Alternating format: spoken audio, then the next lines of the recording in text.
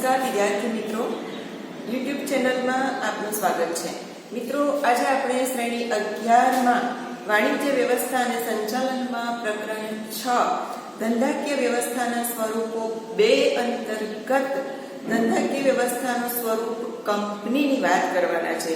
મિત્રો, અગાઉના લેક્ચરની અંદર આપણે કંપની એટલે શું, કંપનીની વ્યાખ્યા, કંપનીનો અર્થ અને એની લાક્ષણિકતાઓની વાત કરી હતી।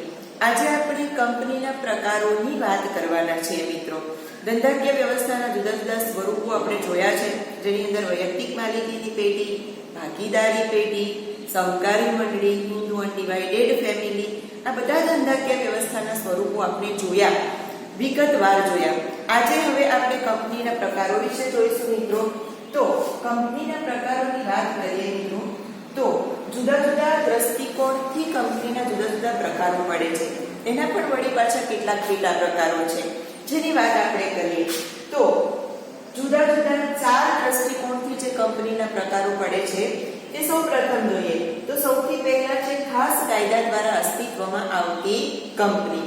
હવે મિત્રો, ખાસ કાયદા દ્વારા અસ્તિત્વમાં આવતી કંપની એટલે કે સંસદ કે વિધાનસભામાં ખાસ કાયદો પસાર કરીને જે કંપનીની સ્થાપના કરવામાં આવે તો તેવી કંપનીને ખાસ કાયદા દ્વારા અસ્તિત્વમાં આવતી કંપની કહેવાય। પછી સભ્ય સંખ્યાની દ્રષ્ટિએ કંપનીના પ્રકારો। હવે આ સભ્ય સંખ્યાની દ્રષ્ટિએ કંપનીના પ્રકારો છે એટલે કે કંપનીની અંદર કેટલા સભ્યો છે તેની ઉપરથી કંપનીના પ્રકારો નક્કી થાય છે। તેની વાત આપણે કરીએ તો સભ્ય સંખ્યાની દ્રષ્ટિએ કંપનીના 3 પ્રકારો પડે છે મિત્રો, જેની અંદર છે એક જાહેર કંપની છે, બીજું ખાનગી કંપની છે અને ત્રીજું એક વ્યક્તિની કંપની છે। મિત્રો, આ જુદા જુદા 3 પ્રકારો કંપનીના પડે છે। તો જાહેર કંપનીના વળી પાછા પેટા પ્રકારો છે, એમાં છે શેર મૂડીથી મર્યાદિત જવાબદારી વાળી કંપની, બીજું બાંહેધરીથી મર્યાદિત જવાબદારી વાળી કંપની અને ત્રીજું અમર્યાદિત જવાબદારી વાળી કંપની। વળી સભ્ય સંખ્યાની દ્રષ્ટિએ કંપનીનો જે બીજો પ્રકાર છે મિત્રો, એ છે ખાનગી કંપની। તો ખાનગી કંપનીના પણ પાછા 3 પેટા પ્રકારો પડે છે। જેવી રીતે જાહેર કંપનીના જે પેટા પ્રકારો છે તેવા જ ખાનગી કંપનીના પણ પેટા પ્રકારો છે। એમાં સૌપ્રથમ શેર મૂડીથી મર્યાદિત જવાબદારી વાળી કંપની છે, પછી બાંહેધરીથી મર્યાદિત જવાબદારી વાળી કંપની છે અને ત્રીજું અમર્યાદિત જવાબદારી વાળી કંપની છે। અને સભ્ય સંખ્યાની દ્રષ્ટિએ મિત્રો ત્રીજો પ્રકાર છે કંપનીનો, એ છે આ એક વ્યક્તિની કંપની। તો આ બીજો દ્રષ્ટિકોણ થયો। પહેલો દ્રષ્ટિકોણ આપણે જે જોયો હતો એ ખાસ કાયદા દ્વારા અસ્તિત્વમાં આવતી કંપની। બીજો દ્રષ્ટિકોણ છે સભ્ય સંખ્યાની દ્રષ્ટિએ કંપનીના પ્રકારો। મિત્રો, ત્રીજો દ્રષ્ટિકોણ છે એ છે વર્ચસ્વની દ્રષ્ટિએ કંપનીના પ્રકારો। તો વર્ચસ્વ કોનું છે તેના આધારે એ કંપનીના પ્રકારો પડે છે અને એમાં 3 પ્રકારો છે। એમાં સરકારી કંપની છે, શાસક કંપની છે અને કોણ કંપની છે। એવા 3 વર્ચસ્વની દ્રષ્ટિએ પણ કંપનીના પ્રકારો પડે છે। અને છેલ્લું છે નોંધણીના સ્થાનની દ્રષ્ટિએ, એટલે કે કંપનીની નોંધણી ક્યાં થયેલી છે તેના ઉપરથી કંપનીના પ્રકારો પડે છે। તો એ નોંધણીના સ્થાનની દ્રષ્ટિએ કંપનીના 2 પ્રકારો છે મિત્રો, એમાં એક ભારતીય કંપની છે અને બીજું વિદેશી કંપની છે। તો આ થયા કંપનીના પ્રકારોના નામ। મિત્રો, દરેક પ્રકારોને આપણે વિગતપૂર્વક ચર્ચા કરવાના છીએ। તો આપણે એ ચર્ચા શરૂ કરીએ। એમાં સૌથી પહેલા મિત્રો જે છે એ છે ખાસ કાયદા દ્વારા અસ્તિત્વમાં આવતી કંપની। મિત્રોની વાત આપણે કરી, શરૂઆત કરી ત્યારે જોયું કે ખાસ કાયદા દ્વારા અસ્તિત્વમાં આવતી કંપનીમાં તો સંસદ કે વિધાનસભાના ખાસ કાયદા દ્વારા અસ્તિત્વમાં આવે છે। સંસદ કે વિધાનસભામાં એ કંપનીની સ્થાપના કરવા માટે ખાસ કાયદો પસાર કરવામાં આવે અને તેના દ્વારા એ કંપનીની સ્થાપના કરવામાં આવે, જેના ઉદાહરણો છે મિત્રો આરબીઆઈ અને એલઆઈસી। આરબીઆઈ એટલે કે રિઝર્વ બેંક ઓફ ઇન્ડિયા અને બીજું છે life insurance corporation of India LIC. આ બંને શેના ઉદાહરણો છે મિત્રો, તમારે ખાસ યાદ રાખવાના છે કે ખાસ કાયદા દ્વારા અસ્તિત્વમાં આવતી કંપનીના ઉદાહરણો છે। પરીક્ષાની અંદર તમને એમસીક્યુ ની અંદર જુદા જુદા વિકલ્પો આપેલા હોય તેમાં જણાવેલું હોય કે ભાઈ નીચેનામાંથી કઈ ખાસ કાયદા દ્વારા અસ્તિત્વમાં આવતી કંપની છે, તો પાઠ્યપુસ્તકની અંદર આ બંને કંપનીના નામ આપ્યા છે, એટલા માટે તમારે આ બંને યાદ રાખવાના છે। ત્યાર પછી મિત્રો બીજો દ્રષ્ટિકોણ જે છે આપણે જોયો, બીજો દ્રષ્ટિકોણ એટલે કે સભ્ય સંખ્યાની દ્રષ્ટિએ કંપનીના પ્રકારો. હવે સભ્ય સંખ્યાની દ્રષ્ટિએ કંપનીના જે કુલ 3 પ્રકારો પડે છે મિત્રો, નામ આપણે જોયા છે. એક જાહેર કંપની છે, બીજી ખાનગી કંપની છે અને ત્રીજી એક વ્યક્તિની કંપની છે. જેટલા સભ્યો છે તે ઉપરથી એના નામ છે. હવે મિત્રો એમાં સૌથી પહેલા આપણે જાહેર કંપનીની વાત કરીએ કે જાહેર કંપની કોને કહેવાય છે. જાહેર કંપનીની વાત કરીએ તો કંપની ધારાની અંદર એવું કહેવામાં આવ્યું છે મિત્રો, નવો કંપની ધારો યાદ રાખજો. જૂનો કંપની ધારો 1956 ની અંદર અસ્તિત્વમાં આવેલો હતો, પરંતુ નવો કંપની ધારો ઈસવીસન 2013 માં બન્યો અને 1/4/2014 થી તેનો અમલ શરૂ કરવામાં આવ્યો. આ બાબત પણ તમારે ખાસ ધ્યાનમાં રાખવાની છે કે નવો કંપની ધારો ક્યારે આવ્યો અને ક્યારથી એનો અમલ શરૂ થયો. તો મિત્રો નવો કંપની ધારો જે છે, કંપની ધારામાં જણાવ્યા અનુસાર જાહેર કંપની કોને કહેવાય? તો મિત્રો જે ખાનગી કંપની નથી તે જાહેર કંપની. હવે મિત્રો આપણે સૌથી પહેલા તો એટલે ખાનગી કંપની કોને કહેવાય તે જાણવું જરૂરી બને કે ખાનગી કંપની કઈ છે, કારણ કે અહીંયા તો એવું કહ્યું છે કે જે ખાનગી નથી તે જાહેર. તો ખાનગી કઈ છે તો આપણને ખબર હોવી જોઈએ. તો ખાનગી કંપની આના પછી મુદ્દો આવે છે ત્યારે આપણે જોઈશું. એક વાત હું તમને કહી દઉં કે જે કંપનીની અંદર ઓછામાં ઓછા 2 અને વધુમાં વધુ 200 ની સભ્ય સંખ્યા હોય તેવી કંપનીને ખાનગી કંપની કહેવાય. પરંતુ અહીંયા શું કહ્યું છે કે જે કંપની ખાનગી નથી તે. એટલે જોજો એક વાત હું તમને કહી દઉં, સભ્ય સંખ્યાની દ્રષ્ટિએ આ જાહેર કંપની પ્રકાર છે. એટલે જાહેર કંપનીની અંદર સભ્યની સંખ્યા ઓછામાં ઓછી 7 અને વધુમાં વધુ મર્યાદિત અનિશ્ચિત સભ્ય સંખ્યા છે. આપણે એ વાત કરીએ છીએ કે જે કંપની ખાનગી નથી તે જાહેર અને જેની અંદર ઓછામાં ઓછા 7 સભ્યો જરૂરી છે. 7 સભ્યોથી કંપની શરૂ થાય અને પછી વધુમાં વધુ ગમે તેટલા સભ્યો એની અંદર મિત્રો હોઈ શકે છે. હવે એટલે કહ્યું છે કે વધુ સભ્ય સંખ્યાની ઉપર એની અંદર કોઈ નિયંત્રણ નથી. પછી 500, 1000, 2000 ગમે તેટલા સભ્યો એની અંદર હોઈ શકે છે.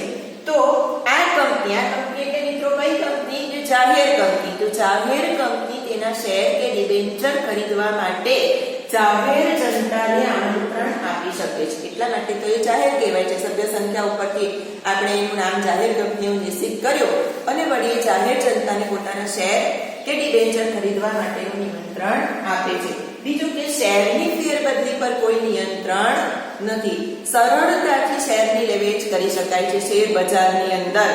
જો કોઈક સભ્ય છે કે જેણે કોઈ કંપનીનો શેર C&K નામની કંપનીનો શેર ખરીદ્યો છે X નામના વ્યક્તિએ અને પછી એને એ શેર વેચી દેવો છે, એની માલિકી પોતે બીજાને ફેરબદલી કરવી છે, તો એ આસાનીથી કરી શકે છે. એના ઉપર કોઈ નિયંત્રણ હોતું નથી. અને જાહેર કંપનીના સભ્યોની જવાબદારીની દ્રષ્ટિએ પાછા 3 પેટા પ્રકારો પડે છે મિત્રો. આપણે એના નામ જોયા. તો જવાબદારીની દ્રષ્ટિએ જે 3 પેટા પ્રકારો પડે છે એમાં પહેલો પ્રકાર છે મિત્રો શેર મૂડીથી મર્યાદિત જવાબદારીવાળી કંપની. હવે જોજો મિત્રો, શેર મૂડીથી મર્યાદિત જવાબદારીવાળી કંપનીની વાત આપણે કરીએ તો કોને કહેવાય કે શેર મૂડીથી મર્યાદિત જવાબદારીવાળી કંપની? તો કંપનીના સભ્યોની જવાબદારી તેમણે કંપનીના ખરીદેલા શેરની દાર્શનિક કિંમત પૂરતી જ મર્યાદિત હોય. જોજો શું કહ્યું છે એની અંદર કે દાર્શનિક કિંમત પૂરતી મર્યાદિત હોય. X નામના વ્યક્તિએ દાખલા તરીકે મિત્રો કંપનીના શેર ખરીદ્યા છે અને એની દાર્શનિક કિંમત એટલે કે જે પ્રવર્તમાન સમયની અંદર જ્યારે એ શેર વેચવા માંગે છે ત્યારે જે એની કિંમત છે તે, તો એ દાર્શનિક કિંમત. તો એ રીતે એની દાર્શનિક કિંમત મિત્રો 1000 રૂપિયા છે. ભલે એને ખરીદ્યા ત્યારે 200 રૂપિયાના ખરીદેલા, પરંતુ જે તે સમયે એની કિંમત કેટલી છે? 1000 રૂપિયા છે. દાર્શનિક કિંમત એની 1000 રૂપિયા છે. હવે મિત્રો કંપનીનું દેવું વધી જાય છે, કંપની ફડચામાં જાય છે અને કંપનીનું વિસર્જન કરવાનું છે. ત્યારે કંપનીના વિસર્જન વખતે જ્યારે કંપનીની મિલકતો કરતા કંપનીના દેવા વધી જશે તો આ X નામની વ્યક્તિની જવાબદારી કેટલી રહેશે? માત્ર 1000 રૂપિયાની. કેમ 1000 રૂપિયાની? કારણ કે શેર મૂડીથી મર્યાદિત જવાબદારીવાળી કંપની છે. મિત્રો જ્યારે એનું આવેદનપત્ર નિયમનપત્ર બહાર પાડવામાં આવે છે ત્યારે આ બધી બાબતો સ્પષ્ટ કરવામાં આવે છે આવેદનપત્ર એ કંપનીનું બંધારણ છે મિત્રો, ને કયા પ્રકારની કંપની છે તે આવેદનપત્રની અંદર દર્શાવેલું જ હોય છે. ને એટલા માટે આ જ્યારે શેર મૂડીથી મર્યાદિત જવાબદારી વાળી કંપની છે તો એ કંપનીના સભ્યોની જવાબદારી તેમણે ખરીદેલા શેરની દાર્શનિક કિંમત પૂરતી મર્યાદિત, એટલે કે શેરની દાર્શનિક કિંમત 1000 રૂપિયા છે એટલે એક્સ નામની વ્યક્તિની કિંમત દેવું ચૂકવવા માટે કેટલી? માત્ર 1000 રૂપિયા. અને એક બીજી મહત્વની બાબત આ તમારે ખાસ યાદ રાખવાની છે કે શેર મૂડીથી મર્યાદિત જવાબદારી વાળી કંપની છે તેના નામના છેડે લિમિટેડ શબ્દ લખવો પડે. લિમિટેડ શબ્દ લખવો પડે. દાખલા તરીકે કંપનીનું નામ છે મિત્રો J&K. J&K નામ છે તો J&K લિમિટેડ એમ લખવું પડે. કેમ લિમિટેડ કેમ લખવું પડે મિત્રો? કારણ કે અહીંયા આ શેર મૂડીથી મર્યાદિત એટલે કે મર્યાદિત લિમિટ છે, એનું દેવું ચૂકવવા માટેની એની મર્યાદા પેલા સભ્યની શેર મૂડી જેટલી નિશ્ચિત છે, દાર્શનિક કિંમત પૂરતી હતી, એટલા માટે એને લિમિટેડ શબ્દ લખવો પડે છે. ત્યાર પછી મિત્રો જવાબદારીની દ્રષ્ટિએ જાહેર કંપનીનો બીજો પ્રકાર છે તે છે બાંહેધરીથી મર્યાદિત જવાબદારી વાળી કંપની.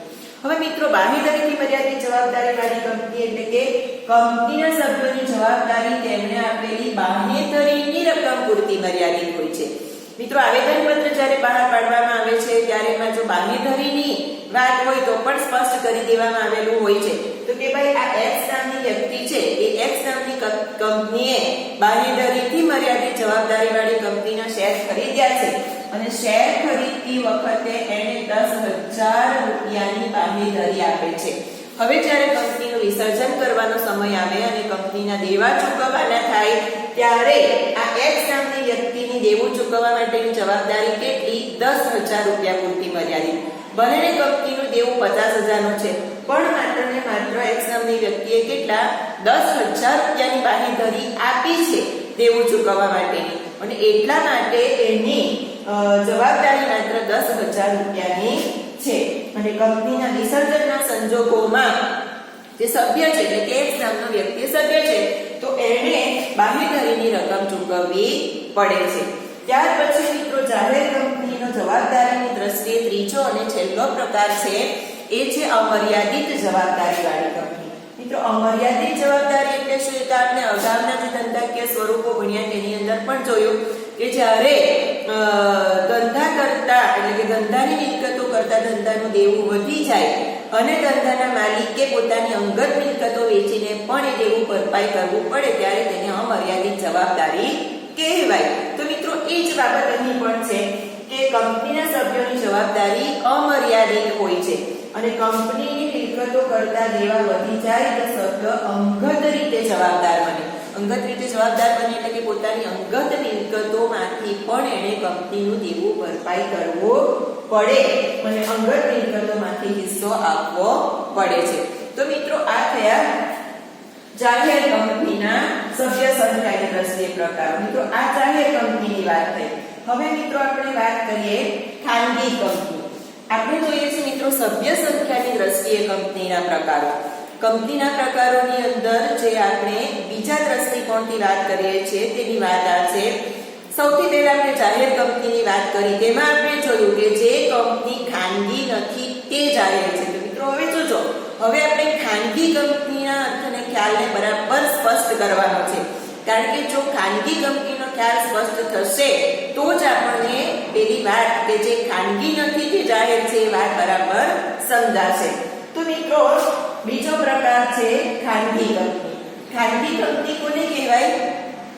તો ખાનગી કંપની એટલે એવી કંપની કે જેના સભ્યોની સંખ્યા ઓછામાં ઓછી 2 અને વધુમાં વધુ 200 સુધી મર્યાદિત હોય. જોજો સભ્યો કેટલા છે તેની ઉપરથી આ કંપનીના પ્રકારો પડે છે. અને મિત્રો તમારે બરાબર યાદ રાખવાનું છે એટલા માટે કારણ કે પરીક્ષાની અંદર મિત્રો કંપનીના પ્રકારો તો પૂછાય જ છે.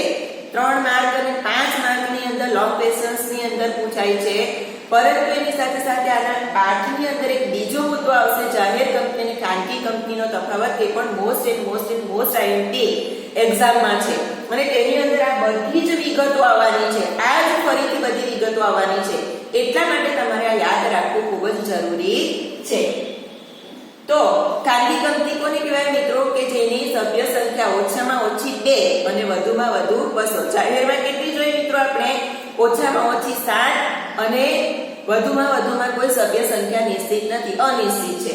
વળી બીજી બાબત છે કે ખાનગી કંપનીના શેરની ફેરબદલીની ઉપર નિયંત્રણ છે. જાહેર કંપનીમાં એવું નથી. આપણે જોયું કે જાહેર કંપનીમાં કોઈ નિયંત્રણ હોતું નથી. ખાનગી કંપનીમાં શેરની ફેરબદલી પર નિયંત્રણ હોય છે અને ખાનગી કંપની પોતાના શેર ડિબેન્ચર ખરીદવાનું જાહેર જનતાને આમંત્રણ આપી શકતી નથી. અને જેવી રીતે જાહેર કંપનીના જવાબદારીની દ્રષ્ટિએ 3 પેટા પ્રકારો પડે છે, તેમ ખાનગી કંપનીના પણ મિત્રો જવાબદારીની દ્રષ્ટિએ 3 પેટા પ્રકારો પડે છે. તેની વાત આપણે જોઈએ કે કયા કયા. જેવી રીતે આપણે જોયા જાહેર કંપનીના પ્રકારો, તે જ રીતે ખાનગી કંપનીના પણ 3 પેટા પ્રકારો પડે છે. બહુ સરળતાથી સમજાઈ જશે તમને. સેમ જ છે, એક નાની ભેદરેખા છે તે હું તમને કહીશ. એમાં સૌથી પહેલો પ્રકાર છે અમર્યાદિત જવાબદારી વાળી કંપની. મર્યાદિત જવાબદારી વાળી કંપની. મર્યાદિત એટલે કઈ મર્યાદિત? તો શેર મૂડીથી મર્યાદિત જવાબદારી વાળી કંપની, એમ આપણે અહીંયા સમજવાનું છે. તો સભ્યોની જવાબદારી તેમણે ખરીદેલા શેરની દાર્શનિક કિંમત પૂરતી જ મર્યાદિત હોય. પેલી જ વાત છે જો જાહેર કંપનીની અંદર આવી તે ફરીવાર આપણે એકવાર કાજુ કરી લઈએ, પુનરાવર્તન કરી લઈએ કે X નામના વ્યક્તિએ જે શેર ખરીદ્યો છે, ખરીદતી વખતે એની કિંમત કેટલી હતી તેની સાથે અહીંયા કોઈ નિસ્બત નથી. પરંતુ જ્યારે શેર વેચવાનો છે પ્રવર્તમાન સમયની અંદર એની કિંમત દાખલા તરીકે 5000 રૂપિયા છે અને કંપનીનું વિસર્જન કરવાનું છે. તો વિસર્જન કરતી વખતે દેવા ચૂકવવાના છે, ત્યારે X નામની વ્યક્તિની જવાબદારી કેટલી રહેશે? 5000 રૂપિયા. કારણ કે શેરની દાર્શનિક કિંમત 5000 રૂપિયા છે એટલે એની જવાબદારી 5000 રૂપિયાની રહેશે. એક મહત્વની બાબત ખાનગી કંપનીની અહીંયા જે જાહેર કંપનીથી જુદી પડે છે તે કે ભાઈ મર્યાદિત જવાબદારી વાળી ખાનગી કંપનીએ તેના નામના છેડે પ્રાઇવેટ લિમિટેડ શબ્દ લખવો પડે. આપણે જાહેર કંપનીમાં શું જોયું મિત્રો? શેર મૂડીથી મર્યાદિત જવાબદારી વાળી જે જાહેર કંપની હતી તેની અંદર જોયું કે નામના છેડે લિમિટેડ. જાહેર છે અને મર્યાદિત જવાબદારી વાળી છે એટલે લિમિટેડ લખે છે, પરંતુ આ ખાનગી છે અને મર્યાદિત જવાબદારી વાળી છે એટલે ખાનગી છે એટલે પ્રાઇવેટ અને મર્યાદિત જવાબદારી વાળી છે એટલે લિમિટેડ. એટલે એ રીતે પ્રાઇવેટ લિમિટેડ શબ્દ નામના છેડે લખવાનો હોય છે. ત્યાર પછી મિત્રો જવાબદારીની દ્રષ્ટિએ બીજો પ્રકાર જે છે ખાનગી કંપનીનો એ છે બાંહેધરીથી મર્યાદિત જવાબદારી વાળી કંપની. સેમ મિત્રો જે આપણે જાહેર કંપનીમાં જોયું તે જ કંપનીના સભ્યોની જવાબદારી તેમને આપેલી બાંહેધરીની રકમ પૂરતી મર્યાદિત રહે છે કે ભાઈ X નામની વ્યક્તિએ શેર ખરીદતી વખતે કોઈ પણ J&K limited private limited company છે. હવે પ્રાઇવેટ લિમિટેડ કંપનીના શેર એને ખરીદ્યા છે X નામની વ્યક્તિએ અને ખરીદતી વખતે એને 10000 રૂપિયાની બાંહેધરી આપી છે. જ્યારે કંપનીનું વિસર્જન કરવાનું હોય તો તે સમયે એણે 10000 રૂપિયાની જવાબદારી આપી હોવાના કારણે એ 10000 રૂપિયા એને ચૂકવવા પડે. એટલે વિસર્જનના સંજોગોમાં સભ્યએ આપેલી બાંહેધરીની રકમ એ રીતે ચૂકવવી પડે છે. અને બાંહેધરીથી મર્યાદિત જવાબદારી વાળી કંપની છે મિત્રો, તો એ કંપનીએ તેના નામના છેડે પ્રાઇવેટ શબ્દ લખવો પડે. જો અહીંયા પ્રાઇવેટ લિમિટેડ શબ્દ લખવાનો. કઈ રીતે ઉપર જોયું તો J&K એમાં પ્રાઇવેટ લિમિટેડ આ રીતે લખાય. હવે અહીંયા પ્રાઇવેટ શબ્દ લખવાનો છે માત્ર J&K પ્રાઇવેટ કંપની એ રીતે. ત્યાર પછી મિત્રો ત્રીજો પ્રકાર છે મર્યાદિત જવાબદારી વાળી કંપની. જવાબદારીની દ્રષ્ટિએ ખાનગી કંપનીનો ત્રીજો પ્રકાર જે આપણે જાહેર કંપનીમાં જોયો તે છે કે ભાઈ કંપનીના સભ્યોની જવાબદારી મર્યાદિત હોય છે અને કંપનીની મિલકતો કરતા કંપનીના દેવા વધી જાય તો પોતાની અંગત મિલકતોમાંથી પણ એને હિસ્સો આપીને કંપનીના દેવા ચૂકવવા પડે છે. અને આ રીતે કંપનીએ આવી જે કંપની હોય મર્યાદિત જવાબદારી વાળી કંપની તેમાં પણ પોતાના નામના છેડે પ્રાઇવેટ શબ્દ લખવો જરૂરી છે. અને મિત્રો સભ્ય સંખ્યાની દ્રષ્ટિએ ત્રીજો અને છેલ્લો પ્રકાર છે એ છે મિત્રો એક વ્યક્તિની કંપની. હવે એક વ્યક્તિની કંપની કોને કહેવાય? તો એક વ્યક્તિની કંપની એટલે કે એવી કંપની કે જેમાં માત્ર એક જ વ્યક્તિ સભ્ય તરીકે હોય. પહેલામાં તો જોયું કે જાહેર કંપનીમાં ઓછામાં ઓછા 7 અને વધુમાં વધુ અનિશ્ચિત. ખાનગી કંપનીમાં ઓછામાં ઓછા 2 અને વધુમાં વધુ 200, જ્યારે ત્રીજો પ્રકાર જે સભ્ય સંખ્યાની દ્રષ્ટિએ છે એમાં તો માત્ર 1 અને 1 only one એક જ સભ્ય છે અને એક વ્યક્તિની કંપની, એ ખાનગી જ કંપનીઓ છે, એક જ સભ્ય છે એટલા માટે તો કંપનીમાં સંચાલક હોય તેવા એક સભ્ય સાથે કરાર કરી શકે. કંપની સભ્યની સાથે કરાર કરે. કેમ? કારણ કે કંપનીની તો સ્થાપના થાય એટલે કંપનીને પોતાના સભ્યથી અલગ વ્યક્તિત્વ કે અસ્તિત્વ પ્રાપ્ત થાય છે એ આપણે જાણીએ છીએ મિત્રો. એટલે એક વ્યક્તિની કંપનીમાં આવી વ્યક્તિની લેખિત સંમતિ જરૂરી છે, પેલો એક સભ્ય હોય તે. અને ઉપરાંત કંપનીની જ્યારે નોંધણી કરાવવાની હોય તો ભલે એક જ વ્યક્તિની કંપની છે તે છતાં પણ એની અંદર આવેદન પત્ર અને નિયમન પત્ર એ કંપનીના રજિસ્ટ્રારની સમક્ષ રજૂ કરવા પડે છે. કંપનીની સ્થાપનાની વિધિને અનુસરવું પડે છે. અને કંપનીની રચનાની જોગવાઈ 1956 ના કંપની ધારામાં ન હતી. જૂનો કંપની ધારામાં એક વ્યક્તિની કંપની ન હતી, પરંતુ નવો કંપની ધારો જે 2013 માં બન્યો અને 1/4/2014 થી અમલી બન્યો તો નવા કંપની ધારાની અંદર આવી રીતે એક વ્યક્તિની કંપનીની જોગવાઈ કરવામાં આવી અને આ રીતે એક વ્યક્તિની કંપની પણ હોઈ શકે. તો મિત્રો આપણે કંપનીના પ્રકારો જોઈએ છે. જુદા જુદા 2 દ્રષ્ટિકોણથી કંપનીના પ્રકારો જોયા. એમાં સૌથી પહેલા મિત્રો આપણે જોયું ખાસ કાયદા દ્વારા અસ્તિત્વમાં આવતી કંપની કે સંસદ કે વિધાનસભામાં ખાસ કાયદો પસાર કરીને જે કંપનીની સ્થાપના કરવામાં આવે તે ખાસ કાયદા દ્વારા અસ્તિત્વમાં આવતી કંપની. અને બીજું સભ્ય સંખ્યાની દ્રષ્ટિએ આપણે પ્રકારો જોયા. 3 પ્રકારો જોયા: જાહેર કંપની, ખાનગી કંપની અને એક વ્યક્તિની કંપની. તેમાં જાહેર કંપનીના પણ મિત્રો આપણે 3 પેટા પ્રકારો જવાબદારીની દ્રષ્ટિએ જોયા કે શેર મૂડીથી મર્યાદિત જવાબદારીવાળી કંપની, બાંહેધરીથી મર્યાદિત જવાબદારીવાળી કંપની અને અમર્યાદિત જવાબદારીવાળી કંપની. ખાનગી કંપનીના પણ એ જ રીતે જવાબદારીની દ્રષ્ટિએ 3 પેટા પ્રકારો જોયા કે શેર મૂડીથી મર્યાદિત જવાબદારીવાળી કંપની, બાંહેધરીથી મર્યાદિત જવાબદારીવાળી કંપની અને મર્યાદિત જવાબદારીવાળી કંપની. અને સભ્ય સંખ્યાની દ્રષ્ટિએ આપણે ત્રીજો અને છેલ્લો પ્રકાર જોઈએ મિત્રો એક વ્યક્તિની કંપની. હજુ મિત્રો કંપનીના પ્રકારોમાં આપણે 2 પ્રકારો જોવાના બાકી છે અને એની અંદર જે વર્ચસ્વની દ્રષ્ટિએ કંપનીના પ્રકારો પડે છે તે અને નોંધણીના સ્થાનની દ્રષ્ટિએ જે કંપનીના પ્રકારો પડે છે તે આપણે હવે પછીના વિડીયોમાં જોઈશું. મિત્રો જો તમને આ કંપનીના પ્રકારો સમજાયા હોય, આ વિડીયો ગમ્યો હોય તો જરૂરથી લાઈક અને શેર કરજો. અસ્તુ.